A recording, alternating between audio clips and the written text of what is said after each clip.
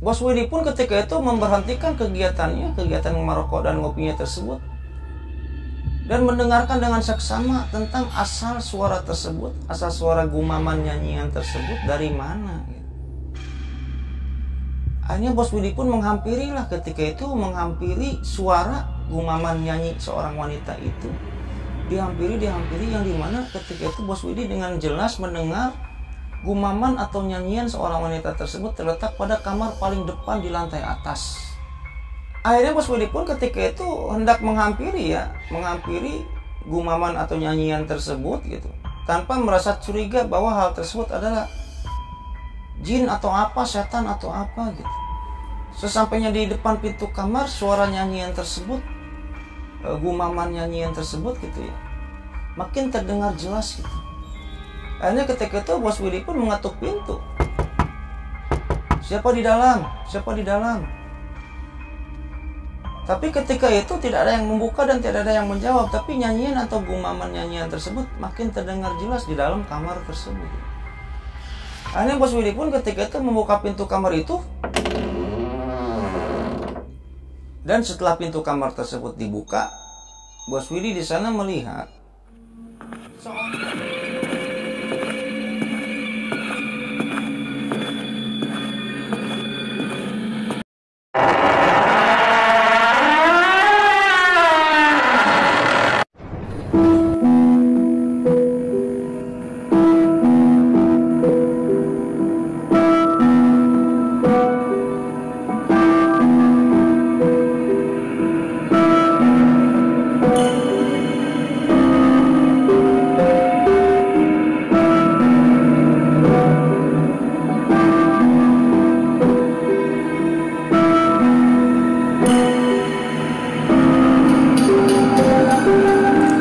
Assalamualaikum warahmatullahi wabarakatuh.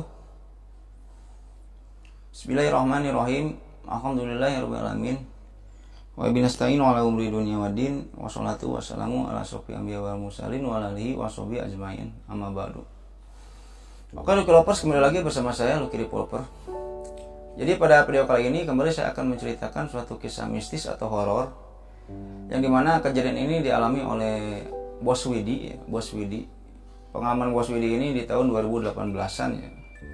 Jadi nama tempat di sini sudah saya samarkan semua untuk menjaga hal yang tidak diinginkan ya. Jadi Bos Widi ini asalnya dari Bekasi Lucky Lovers ya. Asalnya ini dari Bekasi, yang dimana dirinya ini mempunyai sebuah usahawan lah dia. Masih muda dia ini, umur 40 tahunan lah ya. Jadi Bos Widi ini mempunyai sebuah usaha jual beli rumah. Nah, biasanya dia ini pergi ke perumahan-perumahan yang ada di daerah Bekasi, Kerawang, Purwakarta, Subang dan lain sebagainya.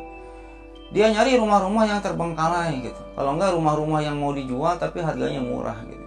Nanti dia renovasi lagi gitu. Setelah dia renovasi lagi, dia jual dengan harga yang lumayan cukup ada untungnya lah buat Bos Widi gitu ya. Intinya kayak gitulah. Yang dimana pada akhirnya Bos Widi pun mengalami pengalaman lah yang sangat unik ketika itu. Tuturnya Bos Widi ini pernah membeli rumah di daerah Purwakarta, yang dimana rumahnya ini konon katanya bekas pesugihan gitu. Pemilik rumah ini dulunya ini bekas melakukan ritual pesugihan gitu. Ya bagaimana keseruan ceritanya ini gitu Lucky Lovers ya.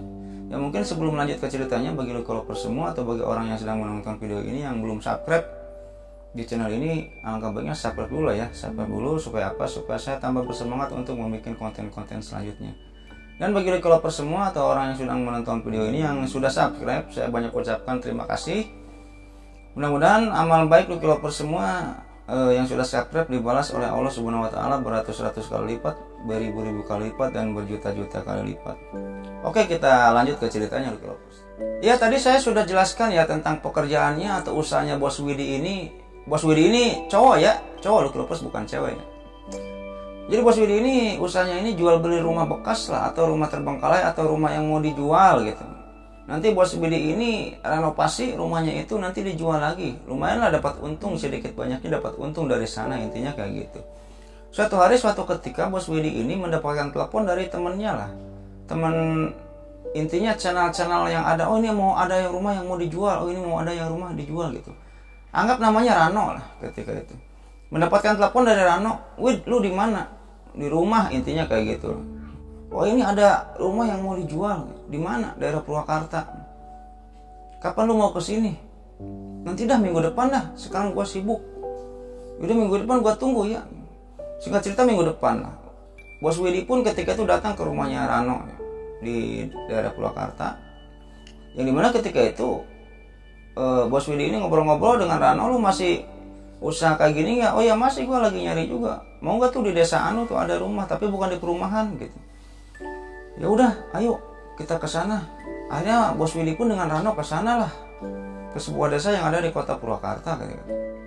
Singkat cerita aja sampailah Bos Widi tersebut di lokasi yang dimana ketika itu Bos Widi ini melihat rumahnya gitu. Jadi rumahnya 2 tingkat tuh kalau pas. Rumahnya ini 2 tingkat dan lumayan cukup bagus tapi agak sedikit terbengkalai lah. Banyak tembok-tembok yang belum dicat gitu. Intinya rumahnya itu belum jadi sepenuhnya, intinya kayak gitulah. Tapi ketika itu ditawari dengan harga yang cukup murah lah gitu, cukup murah lah. Anggap saja kalau harga rumah dan tanah di daerah tersebut anggap saja 3 miliar lah.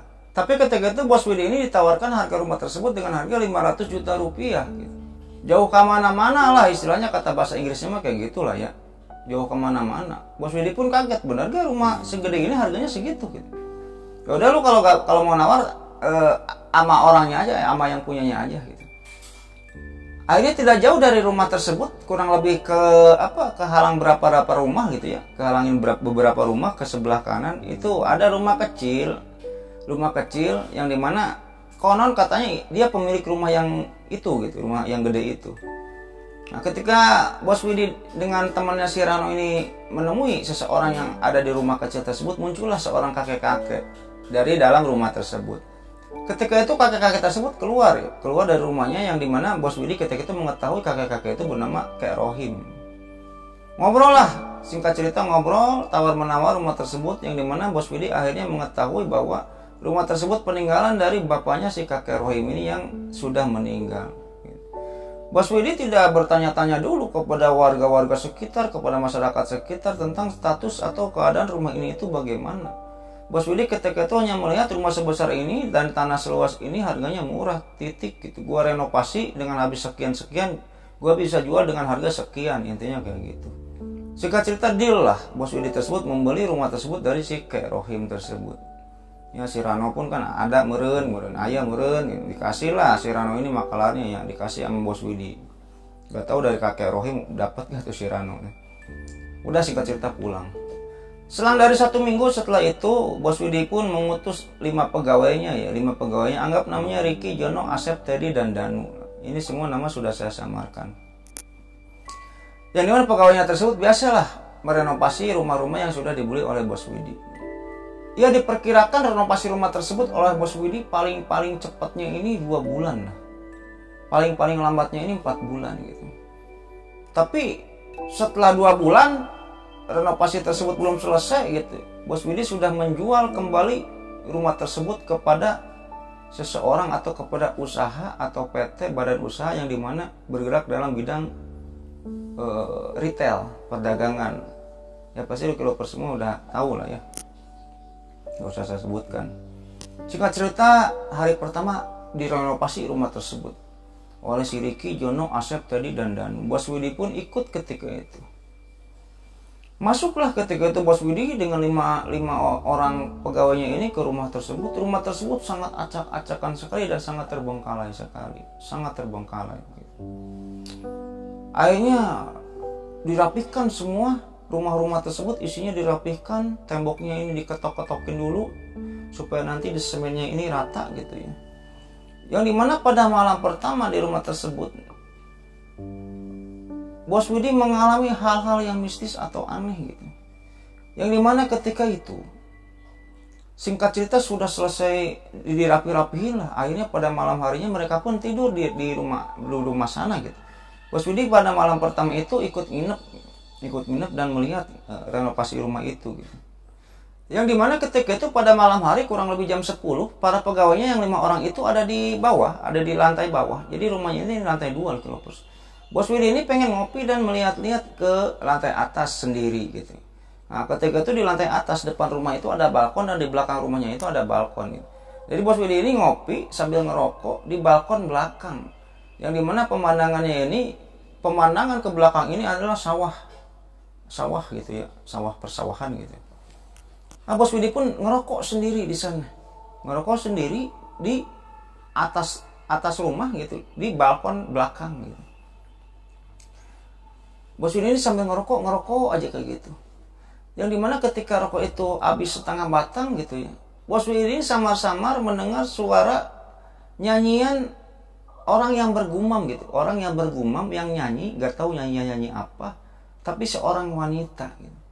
Bos Widi pun ketika itu memberhentikan kegiatan merokok dan ngopinya tersebut dan mendengarkan dengan seksama tentang asal suara tersebut, asal suara gumaman nyanyian tersebut dari mana gitu. Akhirnya Bos Widi pun menghampiri suara gumaman nyanyi seorang wanita itu. Dihampiri yang dimana ketika itu Bos Widi dengan jelas mendengar gumaman atau nyanyian seorang wanita tersebut terletak pada kamar paling depan di lantai atas.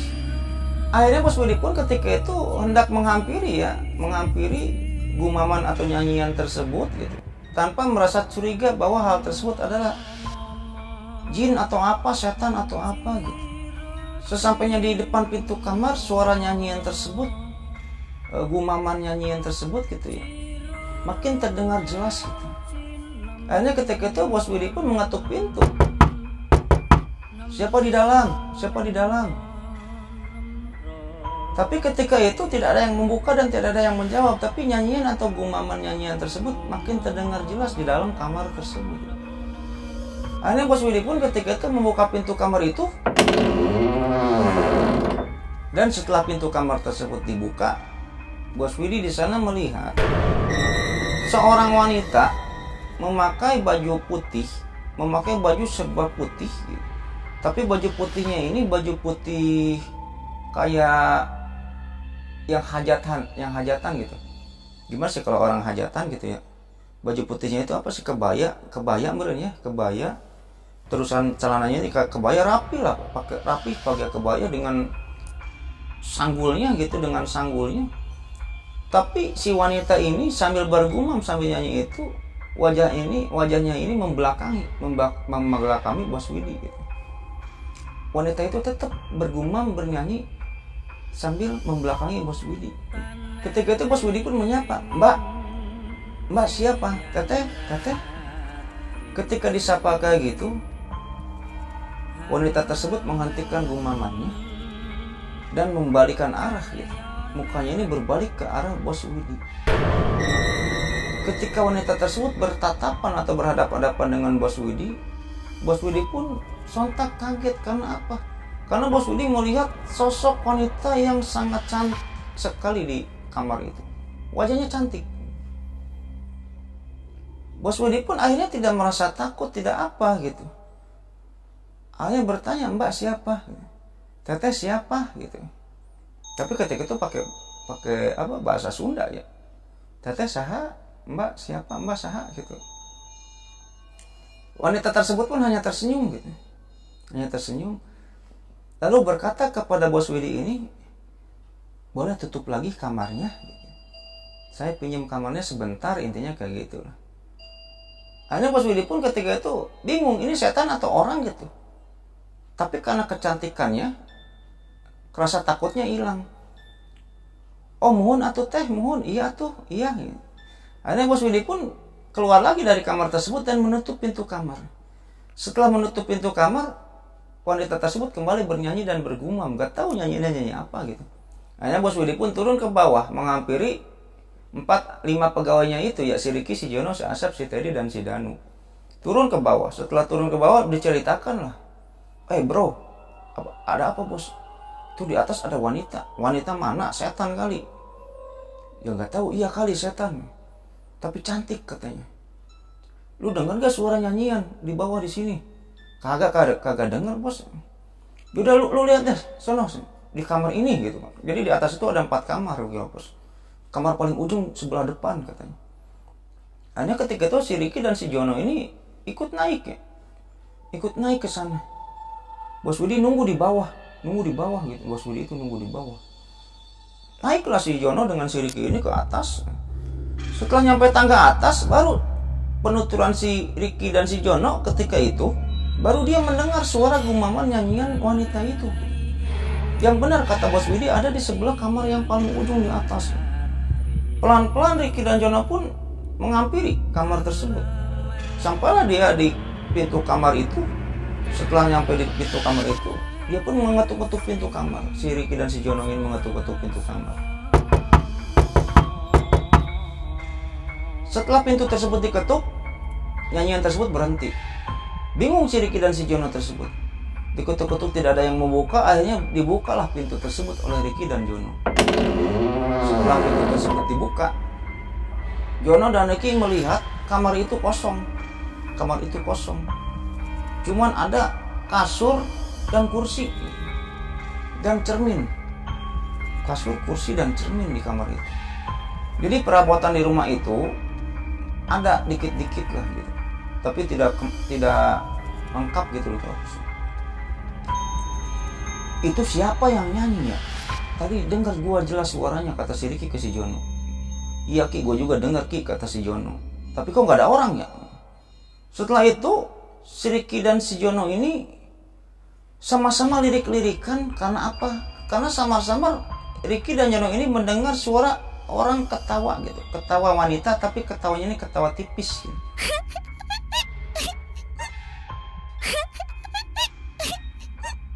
Ricky dan Jono pun ketika itu mencari-cari asal ketawa itu di mana. Dicari-cari di sekeliling kamar itu nggak ada. Sampai akhirnya Ricky dan Jono pun mendengar jelas suara ketawa itu berasal dari depan pintu kamar tersebut. Akhirnya Ricky dan Jono tersebut membalikkan badannya ini mengarah ke depan pintu. Yang dimana setelah Ricky dan Jono ini membalikkan badannya ke arah pintu, jadi di depan pintu, tepat di pintunya itu kan pintunya terbuka gitu ya. Itu berdiri sosok wanita, rambutnya ini gimbal, pakaiannya ini pakaian putih tapi kebaya gitu, kebaya putih, rambutnya gimbal, matanya hitam semua, wajah wanita itu pucat. Yang dimana ketika itu jari-jari wanita itu kukunya panjang-panjang, penuturannya kayak gitu. Ricky dan Jono pun teriak, seketika itu juga pingsan lah Ricky dan Jono. Akhirnya suara teriakan Ricky dan Jono ini terdengar ya oleh si Bos Widi yang ada di bawah lagi pada ngopi dengan Asep tadi dan Danu. Ketika Bos Widi dan anak buahnya ini menyamperi ke atas gitu, menghampiri teriakan tersebut, Bos Widi ini dan kawan-kawan melihat Ricky dan Jono ini lagi pingsan. Hanya ditarik ke bawah, dibawa ke bawah. Singkat cerita siuman. Setelah siuman, Ricky dan Jono tersebut menceritakan tentang adanya kejadian tersebut. Ketika itu si Asep, Teddy, dan Danu tidak mempercayai tentang cerita si Ricky dan Jono. Tapi Bos Widi mempercayai. Karena apa? Dirinya itu melihat wanita tapi cantik di dalam kamar itu gitu. Ya mungkin itu adalah kejadian pertama di minggu pertama gitu. Kejadian pertama di minggu pertama. Semenjak kejadian itu, si Ricky dan Jono ini tidak berani membersihkan ini ya. Intinya membangun rumah itu sendirian gitu. Kalau misalnya pembangunan rumah itu sudah nyampe atas gitu ya, Ricky ini sama Jono ini pengen ditemani oleh Asep, kalau nggak oleh Teddy. Gak mau lah sendiri atau berdua gitu-gitu. Di minggu kedua, kejadian mistis yang dialami di rumah tersebut dialami oleh Danu. Yang dimana di antara keempat orang pegawainya Bos Widi, Ricky, Jono, Asep Teddy, dan Danu ini, Danu paling berani. Danu ini paling berani. Nah di minggu kedua pun ketika itu kurang lebih jam 5 beres-beres ya, udah selesai merenovasi rumah itu di minggu kedua, tapi belum selesai semua lah intinya gitu. Beres-beres akhirnya mereka pun setelah maghrib ngopi-ngopi di bawah gitu. Dan ketika itu si Danu pun penasaran gitu, karena ketika itu Ricky dan Jono pun sering menceritakan dan gak berani naik ke lantai atas. Akhirnya ketika itu kurang lebih jam 8 ketika ngobrol-ngobrol kayak gitu ya, si Danu pun, lu kalian emang gak berani tidur di atas? Siapa yang berani tidur di atas sama gua, yuk, kata si Danu ketika itu. Gak ada yang berani akhirnya. Akhirnya berujar keempat orang itu, si Ricky, si Jono, Asep, sama Teddy itu, ya udah lu kalau berani tidur di atas sendiri, gua kasih cepet-cepet deh. Gua cepet lumayan. Danu berpikirnya ada 400.000 ketika itu. Tidur di mana? Itu di kamar yang itu, yang ada ceweknya itu katanya. Oh ya udah, gue berani siniin duitnya. Tapi kalau misalnya gagal, balikin lagi ya. Ya udah, gue balikin lagi nanti kalau gue nggak berani, kata si Danu. Akhirnya dikasih si Danu itu ya 100, 400.000 tuh dapat si Danu itu. Akhirnya tidurlah si Danu itu di kamar yang ada si cewek itu gitu, yang ada si cewek pakai kebaya itu. Diliatin si Danu itu dari bawah itu naik ke atas tangga. Akhirnya singkat cerita sampailah di depan kamar. Setelah Danu ini sampai di depan kamar, ya udah ditinggalin lagi ya sama teman-temannya itu. Teman-temannya kembali ngopi dan ngobrol di bawah gitu. Kita cerita versi Danu. Kita cerita sekarang versinya Danu yang sudah berdiri di kamar tersebut. Ketika sedang berdiri di kamar tersebut, Danu ini tidak ada rasa takut, rasa apa gitu, nggak ada gitu. Karena Danu ini paling berani gitu, paling berani gitu. Danu juga pernah menceritakannya pengalaman-pengalaman horor kepada saya, mungkin nanti akan saya ceritakan. Nah, ketika Danu ini berdiri di kamar itu, di kamarnya si cewek yang ada ceweknya itu, Danu itu membuka kamar itu. Trek. Ketika Danu membuka pintu kamar tersebut, Danu mencium bau wangi, bau minyak wangi yang sangat wangi sekali gitu. Danu ini tidak pernah mencium minyak wangi sewangi itu gitu sebelumnya. Akhirnya Danu pun ketika itu menyalakan lampu kamar itu. Dan setelah kamar itu nyala, ya Danu sedikit kaget loh. Karena apa? Di kamar itu kan cuma ada 3 barang, kursi, cermin, sama kasur, ranjang gitu. Danu melihat di ranjangnya itu sudah tertabur banyak bunga gitu. Kayak gimana sih? Kayak ranjang pengantin gimana sih ya? Kayak ranjang pengantin. Jadi ranjangnya itu sudah penuh dengan bunga-bunga gitu. Danu pun heran ketika itu. Akhirnya balik lagi ke bawah. Ki John, lu yang menaburi bunga-bunga ini bukan di kasur, di ranjang. Apaan lu? Gak ngerti gua tuh, sini ikut sama gua. Akhirnya mereka berlima pun ikut ke atas ya. Ikut ke atas. Setelah sampai ke atas, mereka berlima itu melihat gitu. Dan mencium kamar tersebut, baunya ini sangat wangi itu. Dan kamarnya itu, kasurnya ini bertabur dengan bunga-bunga gitu. Bunga-bunga apa nggak tahu, pokoknya ditabur bunga-bunga lah, kayak malam pertama intinya kayak gitu lah.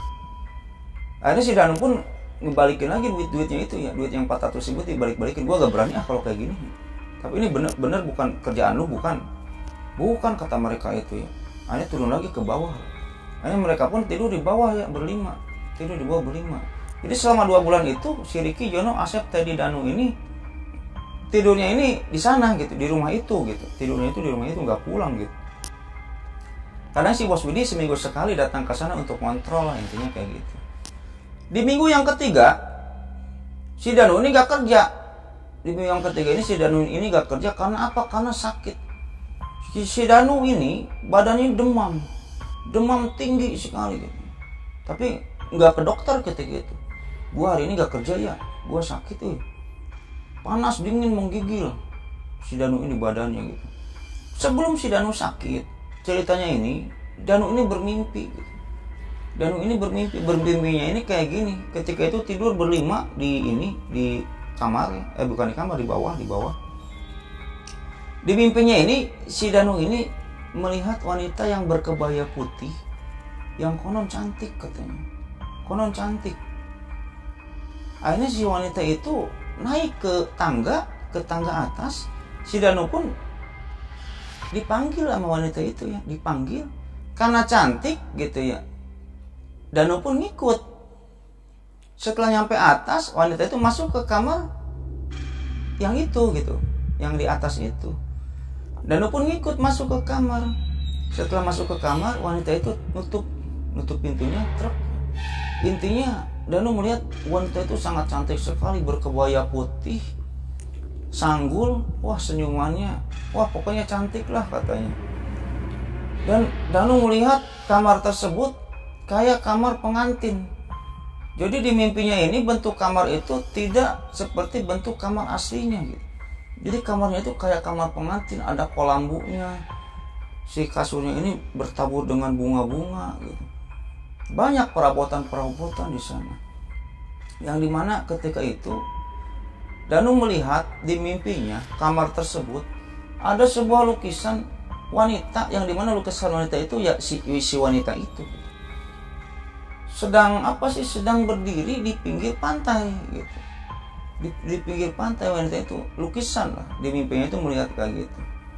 Singkat cerita, karena di mimpi meren Lucky Lover juga udah pernah merennya mimpi basah udah pernah. Ya akhirnya Danu itu dengan wanita itu di mimpinya itu melakukan hubungan suami istri di kamar itu. Nah, setelah melakukan hubungan suami istri dengan wanita itu, si Danu ini dirayu lah oleh wanita itu, dirayu. Intinya wanita itu ngomong ke si Danu, Akang mau ikut saya enggak? Akang mau ikut saya enggak? Katanya. Ya karena dimabuk cinta, orang nggak tahu di mimpi atau gimana, mengiyakan lah si Danu itu, mengiyakan. Ketika bangun, Danu udah mimpi basah, singkatnya gitu. Sore harinya demam, kayak gitu. Sore harinya demam. Akhirnya besoknya nggak kerja, Danu ini menggigil, diselimutin aja. Nah, Danu demam seminggu nggak sembuh-sembuh. Danu ini demam seminggu nggak sembuh-sembuh. Nah, di minggu ketiga datanglah si Bos Widi. Gimana kerjaan kalian, udah beres belum? Udah bos, ini tinggal ini katanya. Itu si Danu kenapa? Sakit bos, udah seminggu. Sakit apa? Demam katanya. Oh demam katanya. Akhirnya si Danu pun ketika itu dikasih obat gitu. Diperbolehkan lah oleh Bos Widi ini. Danu mau pulang nggak? Mau pulang nggak Danu? Nah, ini ya karena tanggung gitu ya. Danu itu udah bos, saya di sini aja lah. Mungkin besok juga sembuh katanya. Oh ya udah kalau kayak gitu. Akhirnya di minggu ketiga Bos Widi ini nginep di sana ya. Nginep di sana kurang lebih selama 3 harian.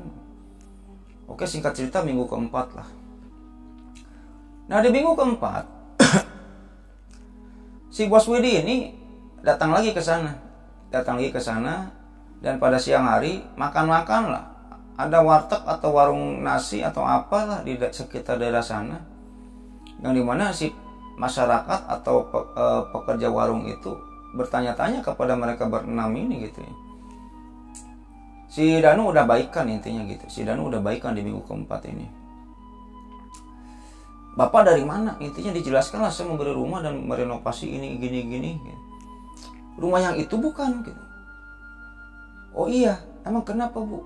Nah ketika itu orang-orang yang sedang makan di sana gitu ya, atau masyarakat yang mendengar percakapan, terutama si pemilik rumah makan itu, kayak yang kaget gitu.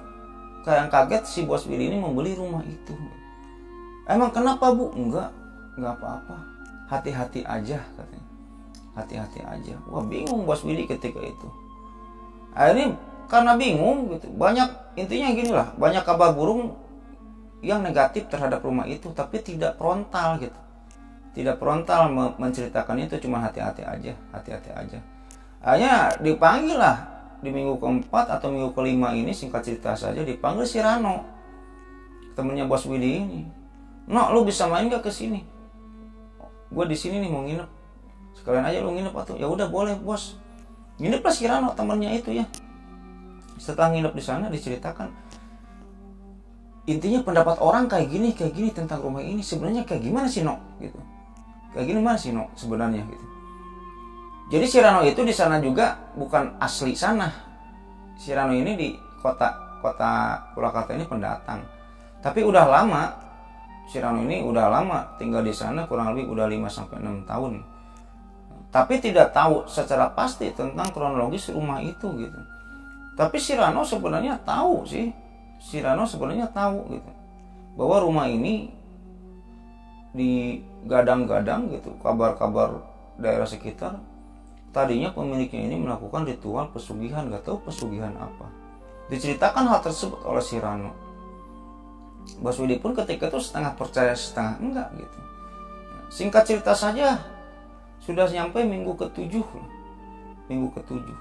Jadi di minggu-minggu sebelumnya ini banyak kejadian-kejadian ganjil di rumah itu ya. Kayak air keran di rumah ini sendiri gitu. Apalagi nyanyian-nyanyian wanita itu suka terdengar gitu. Dan anehnya si Danu mimpi basah dengan wanita itu sering. Dan si Danu pun seminggu 2 hari itu sering demam gitu. Nanti sembuh lagi, seminggu dua kali sering demam, nanti sembuh lagi gitu. Nah di minggu ke-7 ini Bos Widi ini mengalami kejadian mistis atau aneh atau horor gitu yang dialami di rumah itu. Ketika itu Bos Widi ini nginep. Bos Widi, Rano, dan ke-5 orang anak buahnya ini tidur di rumah, di lantai bawahnya gitu. Tidur Kilopos di lantai bawahnya. Sudah ngobrol-ngobrol, sudah ngopi, sudah ngobrol-ngobrol, pada tidurlah mereka itu jam 11 malam. Nah setelah mereka ini pada tidur, jam 12:30 si Bos Widi dan si Rano ini kebangun Kilopos. Kebangun karena apa? Karena mendengar teriakan seorang wanita yang sangat kencang sekali dari lantai atas. Akhirnya kebangun ketika itu. Setelah kebangun, Bos Widi dan Rano pun lirik-lirikan. Lu denger, No? Iya denger, Bos.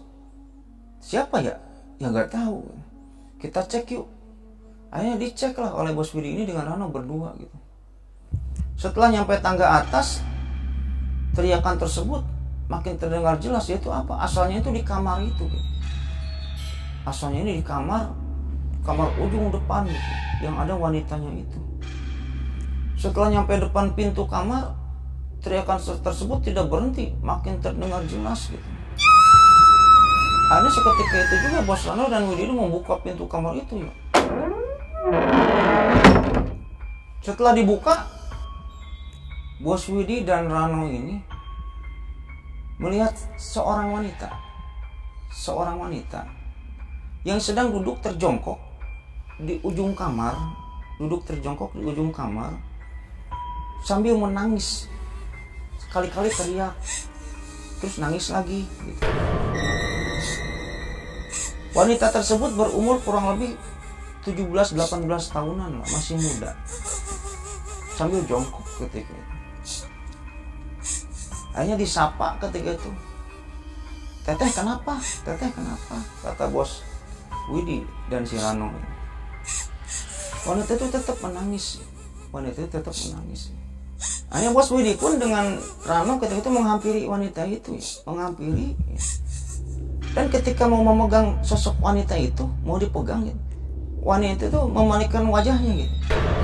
Setelah jongkok, wanita itu berdiri memalingkan wajahnya ke mereka. Dan setelah mereka melihat wajah wanita itu gitu, Bos Widi dan Rano sontak teriak kaget. Karena apa? Wajah wanita itu sangat menyeramkan sekali. Jadi lidahnya ini panjang Kilopos. Matanya itu tidak ada, matanya ini bolong. Setelah matanya bolong, ininya ini luka ini, bekas luka. Si lehernya ini bekas luka. Jadi si lehernya ini kayak yang dibacokin gitu. Apa sih istilahnya, dibacokin. Jadi ini ngamplek gini. Lidahnya panjang. Lari lah ketika itu. Si Bos Widi dengan Rano ini lari ke bawah. Setelah lari ke bawah, akhirnya Bos Widi dan Rano itu tidak tidur semalaman. Ya kurang lebih di hari selanjutnya, Bos Widi pun ketika itu masih nginep di sana ya. Ketika tidur malam hari ketika itu Rano udah nggak nginep di sana. Bos Widi itu bermimpi. Yang dimana ketika itu Bos Widi ini bermimpi bertemu dengan seorang wanita. Ya umurnya kurang lebih 17-18 tahunan. Yang dimana wanita itu cantik. Tentunya kata Bos Widi itu gitu, cantik. Intinya ngobrol-ngobrol lah Bos Widi ini dengan wanita itu. Yang dimana posisinya ketika itu ngobrolnya itu di rumahnya gitu, di rumah yang itu gitu. Dan wanita itu berpesan, cepat tinggalkan rumah ini. Kenapa tinggalkan rumah ini? Ini kan rumah saya sudah membelinya. Cepat tinggalkan rumah ini kalau tidak mau seperti saya. Seketika itu juga si wanita itu yang tadinya cantik menampakkan wajahnya ini yang sangat menyeramkan lah, intinya kayak gitu. Matanya bolong, ininya penuh luka, lidahnya panjang. Yang dimana wanita itu adalah wanita yang dilihat oleh Bos Widi dan si Rano di kamar itu. Akhirnya Bos Widi pun terbangun dari tidurnya. ketika terbangun dari tidurnya, bingung Bos Widi ini. Bos Widi pun bingung ketika itu. Ini kok kejadian di rumah ini kok gini amat gitu. Udah mah keran air suka bunyi sendiri, lampu suka keran air nyala sendiri, lampu suka mati sendiri. Ada penampakan wanita di kamar, bla bla bla bla gitu. Bingung ya. Curhat lah ke temannya. Ya temannya itu ustadz lah. Bos Widi punya kenalan ustadz atau ini teman akrabnya lah. Dia udah pesantren, udah ngerti hal kayak gituan. Akhirnya singkat cerita disuruh nginep lah. Anggap Ustadz Jaka lah ya namanya. Jak, bisa gak nginep di sini? Ini alamatnya, kejadiannya kayak gini. Gosipnya kayak gini. Ya udah tar gua kesana Wid. Akhirnya sampailah Ustadz Jaka ini di rumahnya itu. Pas dilihat sama Ustadz Jaka ketika itu, ya gua bukannya seudon, bukannya apa sih Wid katanya. Ini yang gua lihat di sini auranya jelek Wid. Auranya jelek. Ya mungkin bisa jadi rumah ini bekas pesugihan gitu. Atau bisa jadi rumah ini adalah tempat karena udah kosong lama gitu. Ya mungkin ini sarangnya jin atau setan dari golongan jin atau gimana gitu. Kita nggak boleh seudon ke orang. Itu kan cuma gosip-gosip masalah pesugihan itu. Yang jelas ini auranya jelek. Lu jual dah rumah ini lah daripada lu renovasi, nggak akan juga ada orang yang mau katanya. Ya udah deh, boleh ntar gua jual dah sih. Akhirnya Ustadz Jaka pun ketika itu meruqyah rumah lah ya. Meruqyah rumah, membaca-baca doa-doa gitu, doa-doa. Akhirnya di kepret-kepret itu air putih campur apa dulu teh? Campur garam kalau nggak salah. Kepret-kepretin ngelilingin rumah, istilahnya kayak gitu. Udah kita pada tidur, ya tidur aja gitu. Nah, setelah mereka semua tertidur, si Bos Widi kebangun karena apa? Karena di malam itu Bos Widi ini mendengar suara kuda atau kereta kencana. Yang suaranya ini kayaknya di luar rumah gitu. Bingung ketika itu Bos Widi menentukan arah suaranya kereta kencana ini. Kayak di luar rumah, kayak di belakang rumah gitu. Kayak di pinggir, bahkan kayak ada di atas rumah si kereta kencananya. Suara kuda gitu. Akhirnya didengar. Akhirnya dibangunkan lah si Ustadz Jaka itu ya, dibangunkan. Jak bangun Jak, ada apa? Kamu dengar gak Jak? Ketika itu si Ustadz Jaka ini bangun langsung sila, langsung memejamkan matanya. Dan setelah itu Ustadz Jaka ini Wid bangunin pegawai-pegawai kamu yang 5 orang dibangunin ketika itu dibangunin. Setelah dibangunin disuruh apa? Suruh wudu. Ketika itu setelah wudu kita sholat 2 rakaat kata Ustadz Jaka ketika itu. Sholatlah 2 rakaat. Setelah sholat 2 rakaat Ustadz Jaka pun menyuruh mereka semua ini membacakan surat Yasin